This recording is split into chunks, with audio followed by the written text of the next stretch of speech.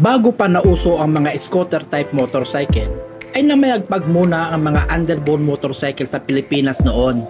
At siyempre, ang Big Four ang nagpakilala sa mga ito, ang Honda, Yamaha, Suzuki at Kawasaki. Kaya naman, pag-uusapan natin ang mga naunang underbone motorcycle noong mid-2000. Kaya naman, narito ang kanilang mga pinasikat na underbone motorcycle. Una sa listahan natin mga paps ay ang Kawasaki, kung saan pinasikat nila ang Kawasaki Aura at ang CX130cc at siyempre ang Kawasaki Fury 125. Pangalawa sa listahan natin mga paps ay ang Yamaha at naging tanyag ang kanilang Krypton at ang Yamaha Sniper 135 Classic.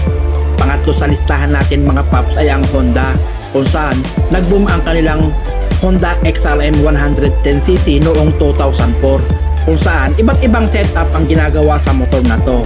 At siyempre, hindi mawawala ang trademark ng Honda, ang Honda Wave 110cc at ang Honda Wave 125. At pang-apat sa listahan natin mga paps ay ang Suzuki, kung saan naging tanyag ang kanilang mga underbone motorcycle, nariyan ang Rider 125 at ang Rider 150 first generation.